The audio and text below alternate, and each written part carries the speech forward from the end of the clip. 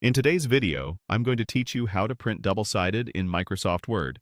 Printing on both sides is a great way to save paper and create professional-looking documents, and I'll walk you through it clearly so you can get it right the first time. Start by opening the document you want to print.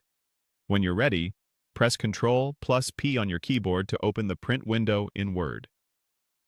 This brings up your print preview on the right and your printer settings on the left.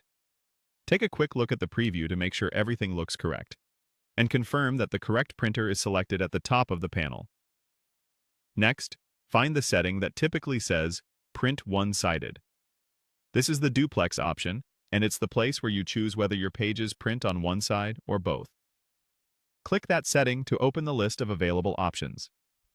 From the list, choose Manually Print on Both Sides. This tells Word to print the first side of your pages, pause, and then prompt you to reinsert the paper so it can print the second side. It's perfect for printers that don't have automatic duplex capability. If your printer does support automatic double-sided printing, you may see options for printing on both sides automatically. But for this walkthrough, we're focusing on the manual method, so you can use it with virtually any printer. With that option selected, you're ready to begin. Click Print. Word will start by printing the first side of the document. When it finishes that pass, it will display clear on-screen instructions to help you flip and reinsert the printed pages into the paper tray. Follow the prompt exactly as shown for your printer. Different printers feed paper differently, so pay attention to whether it asks you to place the printed pages face up or face down, and to how the top edge should be oriented. Once you've reloaded the pages as instructed, confirm to continue, and Word will print the second side. A few quick tips before you run a large job.